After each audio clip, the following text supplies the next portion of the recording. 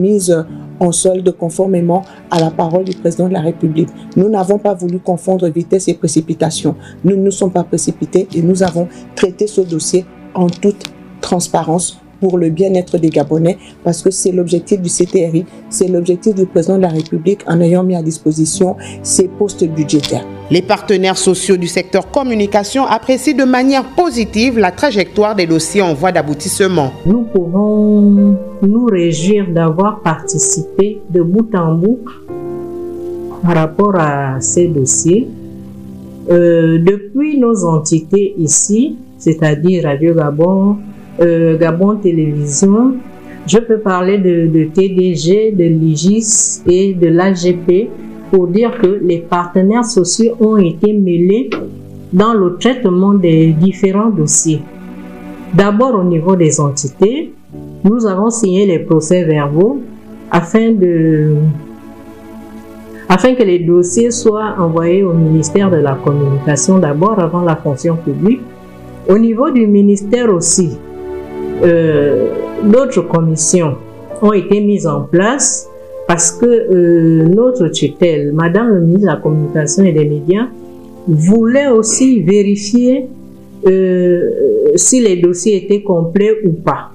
Donc, nous avons encore siégé dans d'autres commissions au ministère de la Communication afin que tous les dossiers soient bien clairs et nets. Et c'est par la suite que les dossiers ont été envoyés au ministère de la Fonction publique. La première vague avait été envoyée le 12 mars 2024. La deuxième vague avait été envoyée le 26 avril 2024. Alors, lorsque nous avions siégé, c'était vraiment, nous avions bien travaillé dans une ambiance bon enfant, tout simplement parce que nous étions dans les commissions pour bien vérifier si nous n'allons oublier personne. Étant donné que personne ne peut dire qu'on n'a pas oublié quelqu'un, ce sont des choses qui peuvent arriver, mais toujours est-il que pour nous, nous pensons avoir pris tout le monde en compte, tous les dossiers complets en compte, parce que la loi au niveau de la fonction publique exige d'avoir certains diplômes.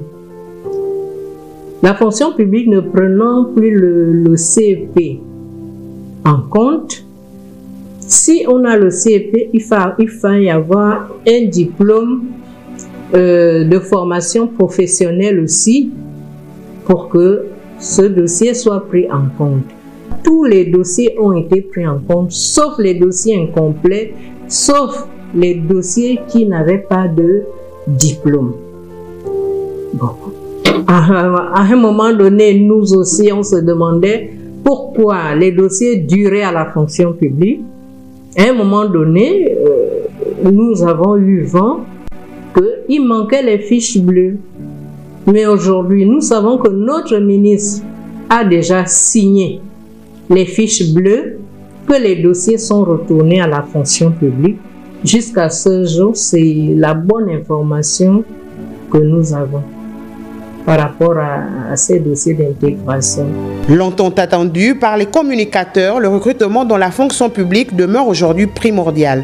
Au regard des assurances des autorités, le bout du tunnel est quasiment visible.